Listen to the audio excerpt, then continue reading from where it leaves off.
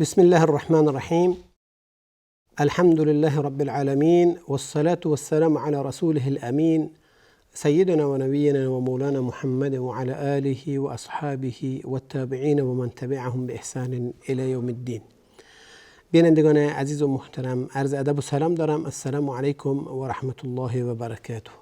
با برنامه فتاوا با شما هستم که در برنامه فتاوا طبق معمول به سوالات رسیده شده پاسخ داده خواهد شد و شما بینندگان عزیز میتونید که سوالات شرعی خودتون رو با ایمیل هایی که زیرنویس خواهد شد پیامتون ارسال بدارید تا در برنامه های بعدی انشاءالله به اون سوالات بپردازیم. سوالی که برنامه‌مون انشاءالله باش آغاز خواهیم کرد سوالی است از بیننده‌ای که میفرمایند اگر کسی طلبی داشته باشه و بدهکار در حال به آسانی یا بر اساس زمانبندی که شده نپردازه، حق حقوق این رو نپردازه، حالا به هر علتی پرداخت نمیکنه، آیا شرعاً جایزه من میتونم این رو به کسانی بدم که میتونن ازش، یعنی مال من، حق من رو ازش بگیرن، اما به شرط این که جزئی از اون یا درصدی از اون طلب رو به اونها بدم؟ آیا این امر درست هست یا نه؟ آیا این جایز است شرعاً؟ راهنمایی بفرمایید. قبل از که به اصل مطلب بپردازیم می مقدمه خدمتتون عرض میکنم که حالا اگر انسان توجه کنه که علت این که ایشون نمیپردازن، حق رو نمیپردازه چی هست؟ اگر داره شخص مماطل هست، داره به تأخیر بندازه، داره تاجر هست اما به هر حال نمیده، میخواد از این مبلغ استفاده کنه، هر روزی که به تأخیر بندازه خب به هر حال مبلغی درآمد براش داره، تأخیر میکنه عمدن، هیچ حالا مشکلی هم نداره که نتونه پرداخت کنه.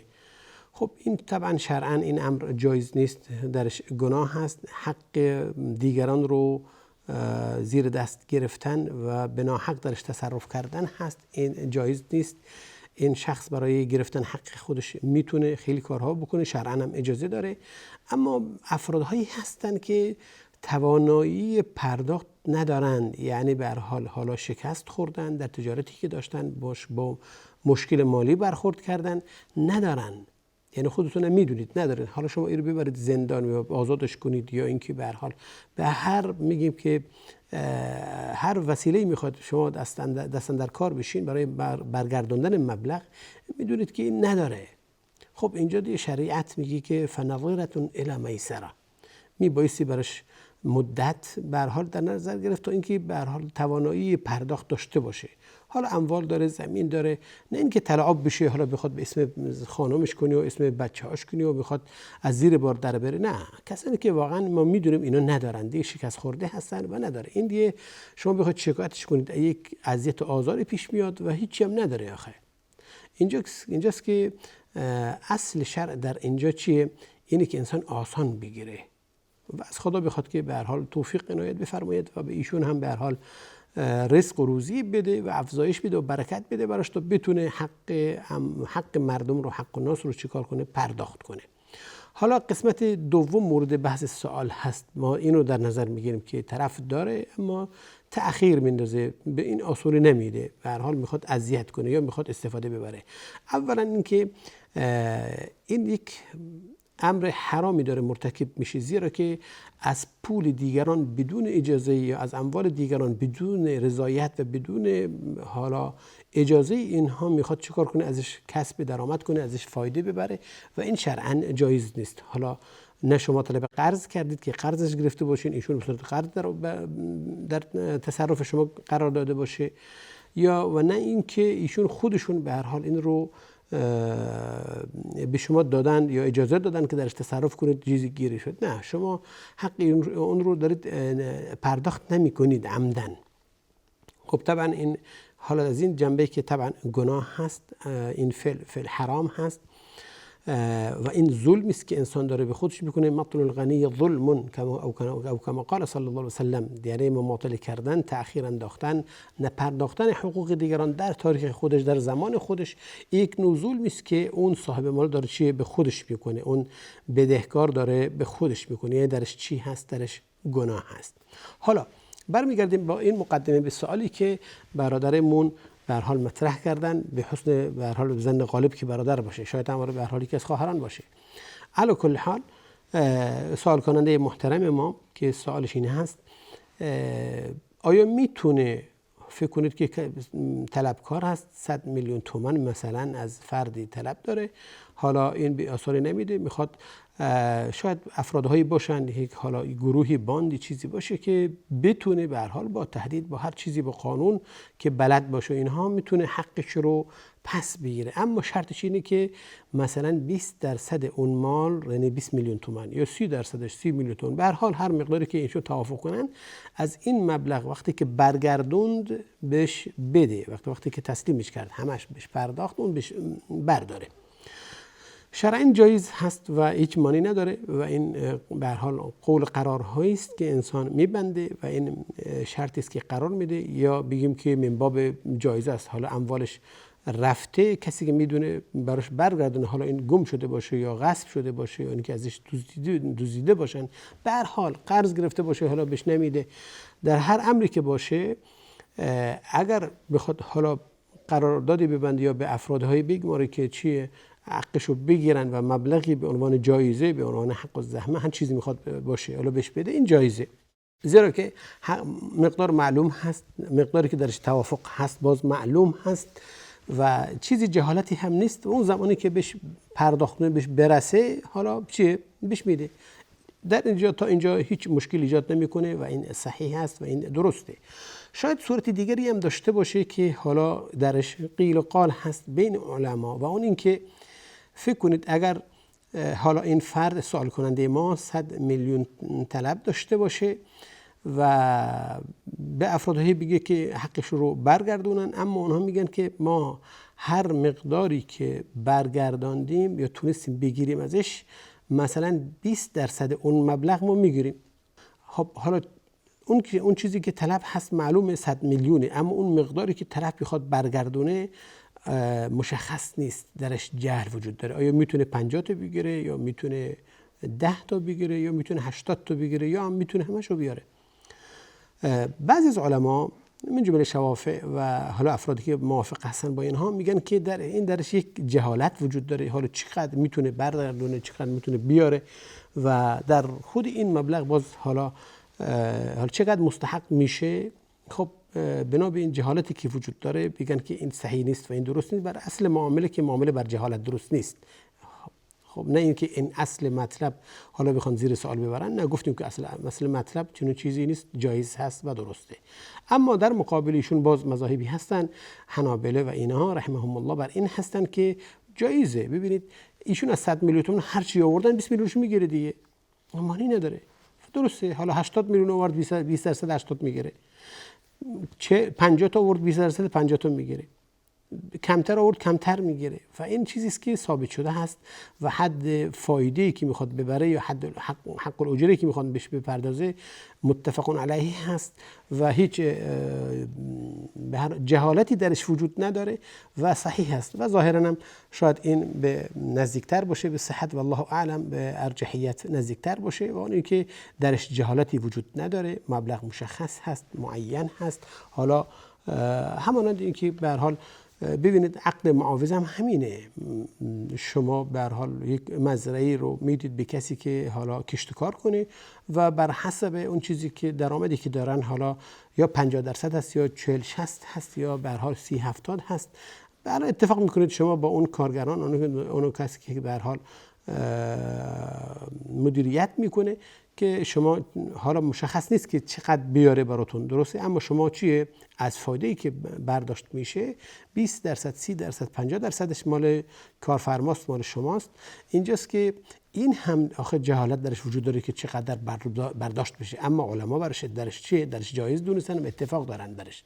و اینم من همین باب هست، از همین باب هست، پس جایز هست که انسان بخواد حالا طلبی که داره به افرادهایی که قدرت دارن که برگردونن به اونها بسپاره و اونها حقشو بگیرن و مقداری به عنوان حالا حق الزحمه بگیم، حالا جایزه، هر چی میخواد اسمشو بذارید، بهشون بده و این صحیح هست و مشکلی هم ایجاد نمیکنه. والله اعلم.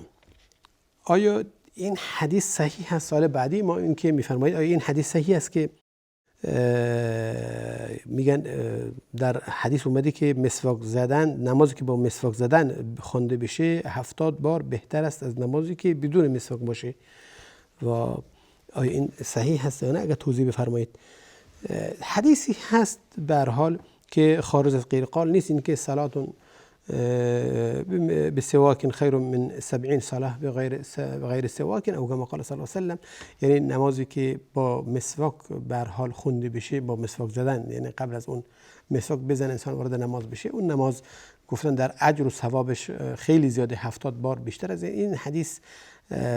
اما علمای حدیث این حدیث رو درش ضعف دونستن بنا به علتی که در سند وجود داره درش، و بزرگان و محدثین و علمای به هر حال جرح و تعدیل درش به هر حال بیاناتی دارن که این حدیث صحیح نیست و به این لفظ البته.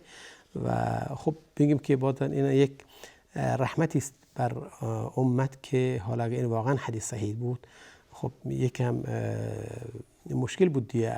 ارزش اکثر نمازهایی که حالا ما میخونیم میدونید که از در ثواب و اینها چیه کم میشد، اون ثواب کلی یا اون ارزشی که در برای این نماز با مسواک در نظر گرفته شده نصیب کسی، یعنی خیلی نصیب افراد کم میشد. به هر حال خیلی از افرادها این نصیب رو از دست میدادن.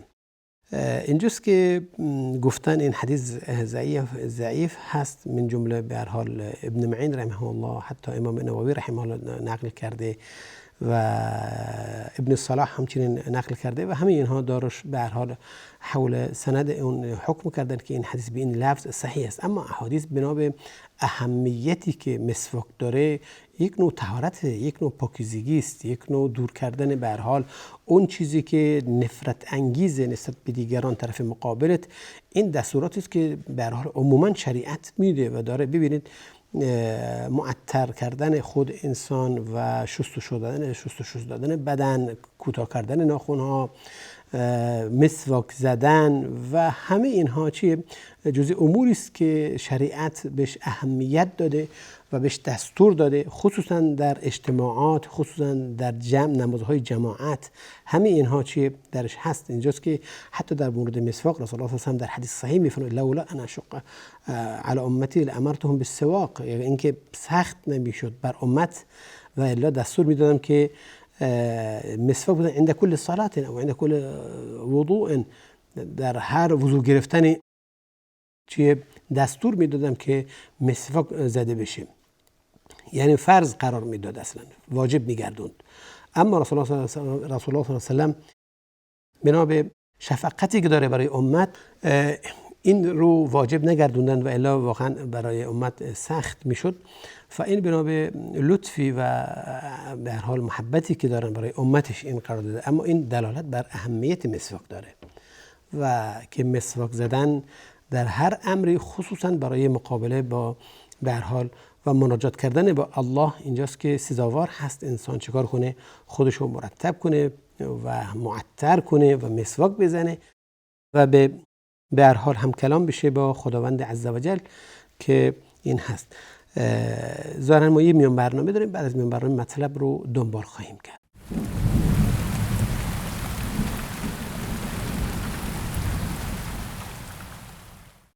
با سلام دوباره خدمت شما بینندگان عزیز و محترم که با ما هستین. موضوع مسواک زدن هست برای در نماز که اجر و ثواب نمازی که مسواک درش به هر حال زده شده قبل از اون فضیلتش بیشتر است. عرض شد که به هر حال حدیث به اون لفظی که اومده بود که 70 بار این ضعیف هست و علمای و محدثین اون رو ضعیف دونستن. اما یه سوالی که در حکم اون گفتیم که مستحب هست و سنت هست که انسان مسواک بزنه، معمولا خصوصا در حالاتی که انسان از خواب بلند میشه، دهنش بوی دهنش تغییر کرده، چیزی خورده که حال بدبو باشه، همین حالاتی است که موقع نماز خوندن، موقع از خواب بلند شدن، موقعی که میخواد بخوابه، همین اینا زمانهایی است که اولویت پیدا میکنه، میگه مستحب هست که انسان چیکار کنه؟ مسواک بزنه. اما یه مسئله هست که هنگام نماز خوندن و در صف نماز ایستادن، آیا بنا به این حدیث که لامرتهم بالسواک عند كل وضوء او عند كل صلاه، آیا این جاش هست، همینجا درست هست یا نه؟ خیلی از علما البته بنا به ظاهر حدیث این رأی رو دادن که بله مستحب هست یا سنت هست، حتی بعد از اقامه کردن این امر رو انجام بدن. اما خیلی از علما گفتن که محل اشتباه است و این بد فهمیدن از منظور حدیث این نیست که هنگام در صف نماز ایستادن این کار انجام بگیره، بلکه انسان وقتی اراده نماز کنه باید بره مسواک بزنه. همچنان که خداوند میفرماید وقتی شما اراده نماز کردین وضو بگیرید، معناش این نیست که بعد از اقامه وضو بگیرین. نه، این که انسان قصد نماز که داره باید بره خودشو آماده کنه، خودشو مرتب و منظم و معطر کنه و من جمله مسواک بزنه، نه در صف نماز بلکه هنگام وضو گرفتن جاش اونه. زیرا که از علما و از محدثین و از شراح الحدیث منهم صاحب کتاب المفهم شرح امام مسلم، امام قرطبی رحمه الله، مش قرطبی مفسر ابو احمد، اما ایشون فرمودن که خیلی افرادها این رو قبل از اقامه گفتن و اما این کاملا اشتباه است و این زیرا که مسواک زدن یعنی چی؟ یعنی در اصل برطرف کردن اوساخ، برطرف کردن حالا بدیها، بوی بد دهن و تمیز کردن هست. این من باب چی هست؟ من باب نظافت هست، نظافت شخصی. نظافت شخصی هنگام نماز خوندن و قبل از نماز بستن و بعد از اقامه نیست آخه. این هنگام وضوست، جاش اونجاست، جاش بلکه اصلا حتی خیلی توضیح زیبا میده و خیلی هم مفصل بیان میکنه، میفرماید که اصلا انسان‌های سالم از این عمل بدشون میاد. خب ببینید وقتی انسان حالا مسواک داشته باشه در صف نماز بخواد مسواک بزنه و این صدایی که به هر حال از خودش در میده و اینها، طبیعی است که این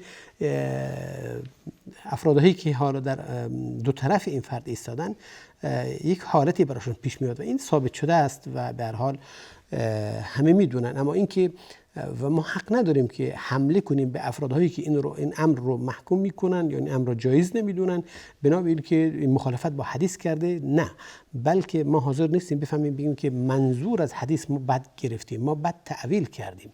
منظور از حدیث قیام کردن یعنی بلند شدن برای نماز، یعنی هنگامی که اراده نماز بشه انسان باید بره مسواک بزنه و این زمان بهتر است که انسان مسواکش رو حقیقتا هنگام وضو بزنه و خودش رو مرتب و منظم کنه و بیاد در صف نماز بیسته، نه بعد از اقامه نماز این کار رو انجام بده. میریم به هر حال سوال بعدی ما که اگر کسی قصد ازدواج داشته باشه و بیماری‌های داشته باشه که مراحل علاج اون داره طی میکنه، آیا بایستی اون دختر یا اهل اون دختر پدر مادرش رو در جریان این امر قرار بده یا نه؟ و اگر چیزی نگه آیا گناه کرده و آیا ازدواجشون اشکال پیش میاد؟ یک امر عام هست این که این بیماری داشته باشه. ببینید خب وقتی میخواد انسان ازدواج کنه، یک در پشت این امر این کار طبعا اهدافی وجود داره و مطالبی هست که میخواد بهش برسه، مقاصدی هست که میخواد بهش دست پیدا کنه. اگر موانعی در حصول این مقاصد باشه، یعنی پیش بیاد و وجود داشته باشه، طبعا این خلل ایجاد میکنه در این امر، در امر ازدواج و این که طبیعی است که اینجا میگیم لازم میشه و شاید هم واجب بشه اصلا به فرد که طرف مقابل رو آگاه کنه، زیرا که شاید این مانع از حصول مقصود از این امر بشه و یا اینکه درش به هر حال مشاکل ایجاد کنه، یا اینکه اصلا تنفر آمیز باشه. یعنی ببین شاید شما دچار بیماری هایی باشید، مثلا سوختگی ظاهری وجود داشته باشه که چهره اون خب خیلی حالا بد باشه، زشت باشه، تنفر آمیز باشه، یعنی طرف رو از خودش فرار میده. اینجاست که این امر طبعا بدون شک میبایستی طرف دوم رو در جریان قرار بده. رسول الله صلی الله علیه و سلم به هر حال وقتی اصحاب درباره ازدواج صحبت کردن با انصار، رسول فرمودن تو اون رو دیدی؟ گفت که فرمودن که شما حتما قبل از ازدواج، قبل از عقد اونها رو ببینید، زیرا که در چشمان اونها شاید چیزایی باشه که به هر حال نپسندید. او کما قال صلی الله علیه و سلم. اینجاست که اصل اینه که موضوع اینه که رسول الله صلی الله علیه و سلم قبل از امر ازدواج شما اونها رو ببینید، مشاهده کنید، از نزدیک اونها رو به هر حال رو در رو بشید که شاید موانعی باشه که شما براتون ادامه زندگی سخت باشه. خب شما اینجا حق دارید که منصرف بشید. پس اگر بیماری که برادرمون که سوال فرمودن، اگر بیماریشون بیماری هست که به نظر خودشون موانع به حساب میاد از حصول مقصود از ازدواج، یعنی بچه دار نشدن، یا اینکه سبب دوری شدن باشه، سبب نفرت همسر باشه از به هر حال از شوهر، یا اینکه به هر حال در مستقبل شاید براش موانع پیش بیاد که نتونه به هر حال مقاربتی انجام بده و این مسائل. اگر این موانع باشه، حتما میبایستی فرد رو در جریان قرار داد و اون رو مطلع ساخت و این میشه واجب، تا اینکه درش به هر حال یک کلاهبرداری چیزی نباشه. حالا طرف به هر حال بچه دار نمیشه بنا به آزمایشاتی که انجام داده شده و به هر حال توصیه‌هایی که شده پزشک بهش کردن، یا اینکه بیاناتی بهش دادن و این آقا خب به هر علتی ایشون نمیتونن بچه دار بشن. خب طبیعی است میبایست که اون دختر و اهل اون میبایست در جریان باشن، میبایست مطلع باشن. خب شاید اونا بچه میخوان و بگیم حالا دیگه نه دست خداست، درسته دست خداست، اما خب ظاهر چنین چیز آزمایشات چنین چیزی نشون داده. خیلی هم افراد هستن که شاید دنبال بچه نباشن، شما میتونید با اونها ازدواج کنید. اما اگر یه بیماری باشه که هیچ موانعی ایجاد نمیکنه در حصول مقصود از ازدواج، یعنی مانع به هر حال انجاب نمیشه، فرزند به هر حال نمیشه، ظاهر مشکلی ایجاد نمیکنه، ظاهری به هر حال حالا وحشتناک به هر حال به حساب نمیاد، یا نسبت به مقاربت مشکلی براش نداره، فکر کنید حالا پاش اینطور هست، یا اینکه به هر حال حالا یک مشکل داخلی داره، معده داره، به آنها این مسائل مشکلی داره و اینها لازم نیست که حالا بگه. اگر بگن که حالا اولاتر، افضلتر و بهتر، دیگه هر چیزی به هر حال این مکشوف شده. اما اگر نگن و از اونجایی که مقاصدی رو به هر حال به مقصد ضرری نمیرسونه، موانع ایجاد میکنه در حصول مقصود، به هر حال درش گناه نیست و جایز هست. حال اگر این امر اتفاق بیفته، حالا میشه چیکار کرد؟ یعنی اگر یکی از طرفین، حالا چه زن باشه چه مرد باشه فرق نمیکنه، این بیماری داره و بیماری که شاید یکی از موانع مقصود به هر حال ازدواج به حساب بیاد، خبر نکرده، حالا بعد از مدتی یا چند ماهی گذشت از این امر، اینا متوجه شدن، چه در زمان عقد باشه چه در زمان بعد از ازدواج باشه. حالا این امر مشخص شد و به هر حال ثابت شد که هست. حالا چی میشه کرد؟ خب طرف مقابل حق داره بنا به هر حال فریبی که داده شده و حالا جهالتی که به هر حال به وجود اومده در این امر، ایشون بخوان حق خودشون رو مطالبه کنن. خب حالا برمیگرده به اون اصل که ایشون رضایت دارن به ادامه به هر حال حیات، تسلیم این امر میشن، یا این که نه حق یا میخواد به هر حال به زندگی به هر حال رو بیاره که بتونه حالا حیات خوبی داشته باشه. خب میتونه بره دادگاه، میتونه به هر حال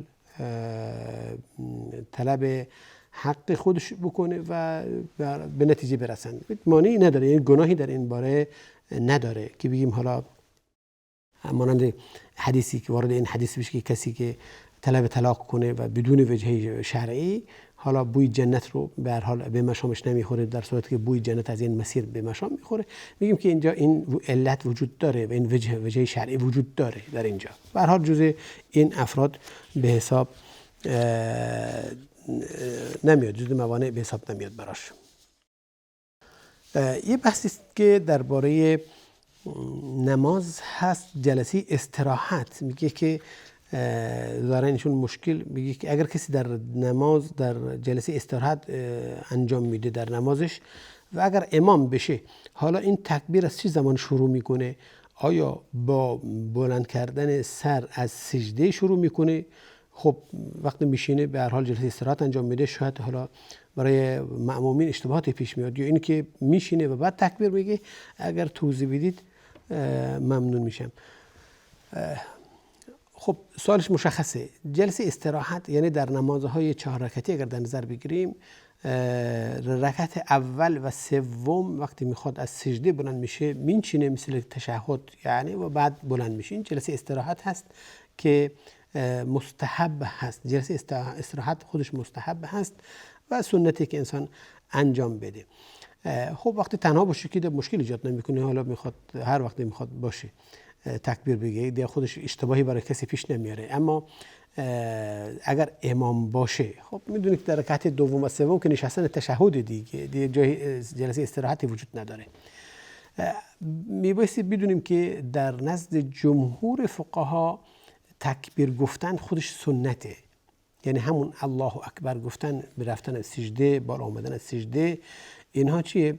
سنته و مستحب هست و خصوصا یک نوع در اصل اعلان هست برای افرادی که به شما اقتدا کردن که شما دارید از یک حالتی به حالت دیگه روی میارید، یعنی از یک رکن منتقل میشید به رکن دیگه که تا اونها از شما چیکار کنن؟ تبعیت کنن. این سنت پس نزد جمهور به جز مذهب حنابله رحمهم الله جمیعا این که گفتن واجب هست، اما نزد جمهور فقها این چیه؟ سنت و مستحب هست.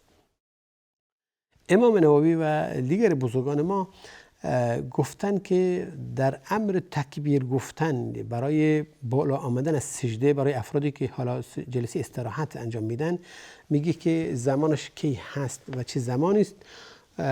حدیثی است از که در صحیحین اومده از حضرت ابو هریره رضی الله تعالی عنه روایت شده، میفرماید که کان رسول الله صلی الله علیه و سلم اذا قام الى الصلاه یکبر حين يقوم ثم یکبر حين یرکع.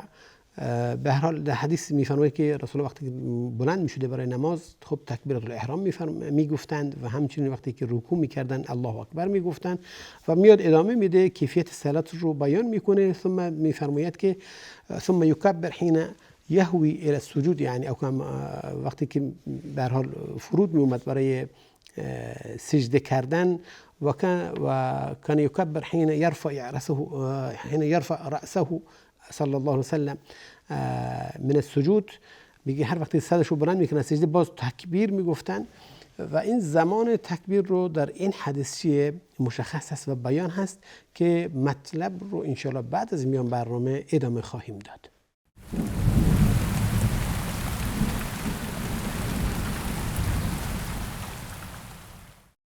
با سلام مجدد خدمت شما بینندگان عزیز و محترم برمیگردیم.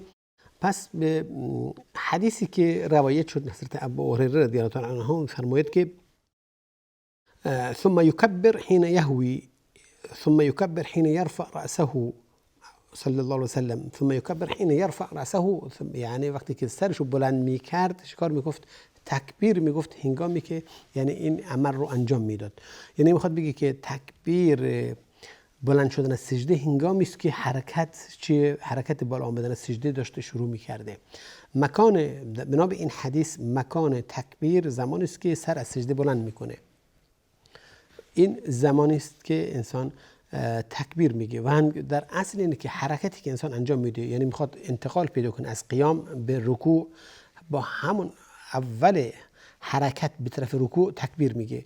سمع الله لمن حمده، همین با بلند شدن، برداشتن دست ها از زانو برای بلند شدن و ایستادن، شروع میشه همون گفتن سمع الله لمن حمیده، نه اینکه اول بیسته بعد سمع الله لمن حمیده بگه، نه اینکه اول بره برای سجده بعد الله اکبر بگه، نه، حرکت انتقال میبایسته همراه باشه با همون الفاظ تکبیر که به هر حال انسان بهش نطق میکنه. و همچنین سجده و بالا آمدن از سجده و بلند شدن برای قیام و همه اینها چیه؟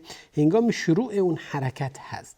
این جای حالا اصلی است بنا به برداشت این حدیث. امام نووی رحمه الله میفرماید که 3 قول وجود داره در گفتن تکبیر برای کسانی که سجده به جلسه استراحت میکنن در تکبیر گفتن. یک، همونطور که گفتیم بنا به حدیث که وجود داره، هنگامی که به هر حال بلند میشه از سجده الله اکبر میگه و مینشینه، الله اکبرش تموم میشه، بعد بدون گفتن تکبیر چیکار میکنه؟ از جلسه استراحت منتقل میشه به قیام. این یک روش هست. روش دومش برعکس اینه و این هست که ایشون اول سر سجده بلند میکنن، منشینن برای جلسه استراحت و بعد وقتی که قصد قیام میکنن الله اکبرش شروع میگه تا اینکه بیسته، تا اینکه مردم برای افرادی که پشت سرش هستن بدونن که الان حالت قیام هست. و روش سوم که شاید مذهب شافعی اون رو ترجیح دادن اینه که گفتن وقتی که سر از سجده بلند میکنه شروع میکنه و جلسه استراحت هم انجام میده، اما تکبیر رو مدش میده، یعنی میکشه، به هر حال نمیسته، سریع به لفظ تکبیر انتها پیدا نمیکنه، مثلا ادامه میده الله اکبر، ادامه میده تا اینکه جلسه استراحت انجام میده و بلند بشه.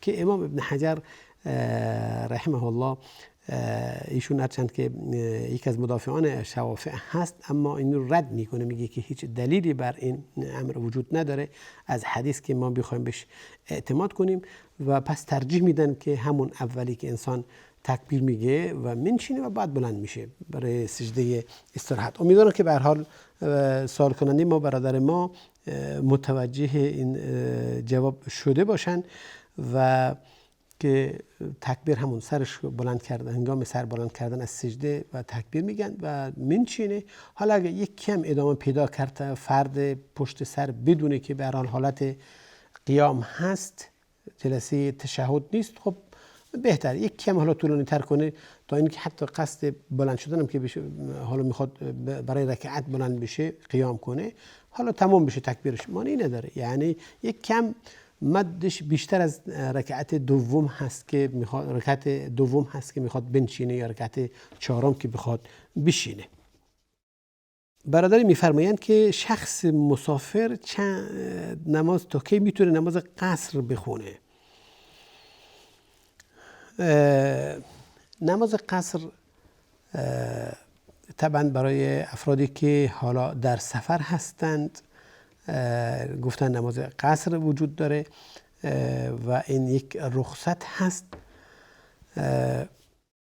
و یک رخصت هست تا اینکه به هر حال افرادها احساس خستگی نکنن در ادای عبادت و حالا برشون سخت نگذره و این وجود داره. و طبعا شرایطی هست که علما گذاشتن در سفری که حالا حد و حدودش بیشتر از یک مسافتی باشه که حالا رسول الله صلی الله علیه و آله در اون مسافت ها نماز قصر خونده که تقدیر کردن به هر حال به 80 به بالا 85 کیلومتر به بالا، گفتن که میشه نماز قصر خوند اگر کوتاه‌تر باشه نه، و همچنین که حالا سفر مقصوده باشه، یعنی سفر مباح باشه یا سفر مستحبی باشه، مثل سفرهای حالا زیارت برای عمره کردن و حج کردن و زیارت اهل و خویشاوندان، یعنی صله رحم باشه، یا سفرهای تجاری باشه، انسان برای تجارت داره میره، برای امرار معاش داره به هر حال حرکت میکنه،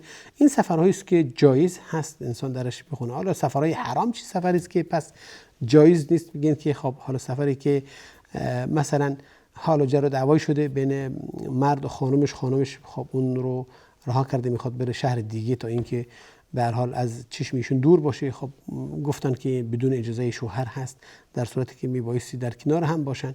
مثلا این سفر گفتن سفر گناه هست. به هر حال سفری های دیگه به هر حال که حالا شاید وجه شرعی نداشته باشه، این سفرها انسان میتونه نماز قصر درش بخونه، نمازهای 4 رکعتی رو بشه قصر خوند، فقط نماز مغرب و نماز صبح که دیگه سر جای خودش باقی هستن. و چه زمانی فرمودن؟ خب اون چیزی که اتفاق هست درش 3 روز، حالا بعضی از گفتن 4 روز و غیر از روزی که انسان به هر حال حرکت سفر انجام داده، یعنی حرکت کرده سفر، حالا غیر از بگیم روز ورود و روز خروج، روزی که انسان رسیده به اون شهر یا حرکت کرده یا اینکه و روزی که داره برمیگرده، 3 روز در بین اینها اگر به هر حال مطمئن باشه که هست، میتونه حق قصر خوندن داره. اما اگر مطمئن باشه که حالا 10 روز هستن، ایشون علما گفتن که اگر میدونه که 10 روز هست لازم هست و بعضی اون رو لازم دونستن و بعضی گفتن به هر حال اولویت بر اینه که نماز کامل بخونه، نماز اتمام بخونه، زیرا که اتمام خوندن این اصله، کامل خوندن این اصله و کوتاه خوندن یک رخصت هست، یک اجازه هست برای حالا رفع مشقت و سختی ها و اینها. پس انسان عمل به اصل کنه اولاتره و افضلتره. پس اینجاست که گفتن نماز کامل خوندن چیه؟ بهتر هست و اولویت داره و جمهور علما بر این هستن که اگر انسان بخواد نماز کامل بخونه براش اولاتره و براش بهتره. این رأی جمهور است. و اگر چه زمانی حالا میبایستی کامل بخونه، میگه که اگر طرف مطمئن هست که از 10 روز به هر حال از 4 روز بیشتر میمونه، میبایستی نمازش کامل بخونه. حتی اگرم معلق باشه که حالا مطمئن نیست که در طول حالا 6 روز، 7 روز، یه هفته، 10 روز تمام میشه یا تمام نمیشه، به هر حال اما میدونه که هست، پس میگن که میبایستی چیه؟ کامل بخونه. این رأی جمهور است البته.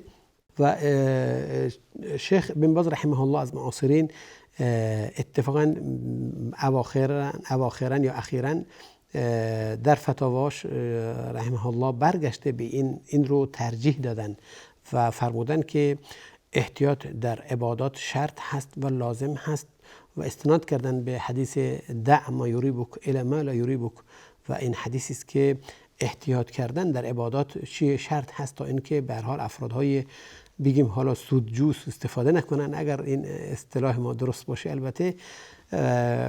پس یعنی این تا این افرادها متساهل نباشن، یعنی تساهل در امر عبادت به هر حال سهل انگار نباشن.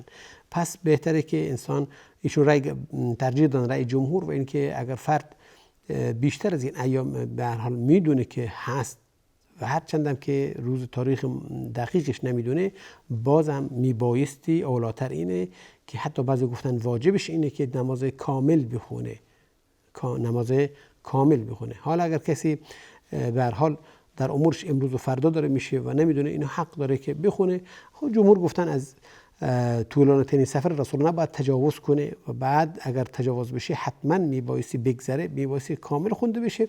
ولی اما کل حال دیگران میفرمایند نه. اما شیخ الاسلام باز یک نظر زیبایی داره و اون که میگه برمیگرده به حالات فرد و اینکه اگر فرد میدونه که مشکل هست، وقت نداره، خسته هست، به هر حال میمونه از کارهاش، خب طبعا اولاتر براش در اینجاست که قصر بخونه. اما اگر که حالا حالتش طوری هست که میتونه اتمام بخونه، حق نداره بگی که حالا من مسافرم، بلکه باید چیکار کنه؟ کامل بخونه. این رأی هم گفتن. اما مذهب حنابلة اینه که مادامی که در سفر هست و حالا اسم سفر داره، میتونه ایشون قصر بخونن. حتی دلایلی وجود داره، ادله‌ای وجود داره که بعضی از صحابه به هر حال در جهاد که بودن در منطقه آذربایجان، در مناطق دیگر که حالا محصور میموندن در سفر اینا، اونها شاید ماها هم طول کشیده که اونها نماز قصر میخوندن. به هر حال این برداشت بوده که از آیه قصر شده بوده براشون و نماز خودشون رو چیکار میکردن؟ کوتاه میخوندن و کوتاه هم بهش عمل میکردن به این امر و نماز رو کامل نمیخوندن. یک سوالی است که آیا درسته که میگن برای غسل کردن بعضی ایام جایز نیست. مثلا اگر خانمی بخواد حالا غسل واجب به جا بیاره، یعنی از عادات ماهیانه میگن که این روز درست نیست، مثلا روز جمعه درست نیست و میبایستی روز شنبه انجام بده، یا روز چهارشنبه درست نیست روز پنجشنبه انجام بده. آیا این مقوله درست است که انسان یه روز کامل بدون عبادت نه، این صحیح نیست. حالا از کجا گرفتن و من واقعیتش نمیدونم، اما این کلن خلاف شرع است. انسان مأمور هست و مکلف هست که عبادات رو اگر موانع شرعی براش وجود نداشته باشه به جا بیاره.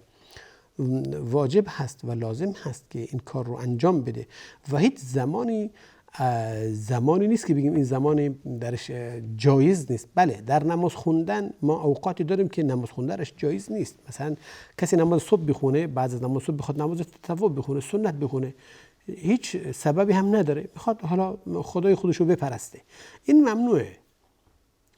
زمانی نیست که بخواد حالا الان به عبادت بپردازه. ها، نمازهای ذات سبب معنی نداره، قضایی وجود داره. نماز شبش گذشته میخواد حالا قضا کنه، اونم در نماز ضحی گفتن البته بهتر هست و افضلتر هست. پس الان این نماز وجود نداره که بخواد. اما اینکه انسان غسل براش واجب باشه، بخواد حالا خودشو پاک کنه و غسل بزنه، میدونید که غسل هم خودش عبادت هست از جمهور فقها. پس این زمانی که حالا فرصت براش مهیا بشه، براش لازم میشه، براش واجب بشه این کار انجام بده، زیرا که وجود اون شاید موانع باشه از خیلی از عبادت ها براش دیگه. حق نداره، خصوصا اگر سبب بشه که نمازی رو از وقتش خارج بشه، این دیگه حرام میشه. یعنی پس براش واجب بشه که اون زمان غسل بزنه. فکر کنید که خانمی میخواد حالا براش غسل واجب هست، عادت ماهیانش تمام شده، میدونه، مطمئن هستن، بعد از ظهر تمام پایان یافته و میدونه و باید غسل بزنه. حالا هیچ موانعی هم نداره، وجود نداره که نتونه غسل بزنه. حالا بگیم امروز چهارشنبه است یا امروز جمعه هست و پس افرادی بگن که نمیتونه غسل بزنه. نه، چون چیزی نیست و خصوصا حق نداره صبر کنه که وقت ظهر به پایان برسه، بلکه هرچند وقتش به آخر نزدیک بشه براش تأکیدی بیشتره و حکمش سنگین تره که حتما باید به هر حال این کار صورت بپذیره. پس ما حق نداریم این رو به تأخیر بندازیم، واجب اونه که این غسل انجام بدیم. ظاهرا ما وقتمون به اتمام رسیده و همه شما رو به خدای بزرگ میسپارم. سبحانك اللهم و بحمدک، اشهد ان لا اله الا انت، استغفرك و اتوب الیک. و السلام علیکم و رحمت الله و برکاته.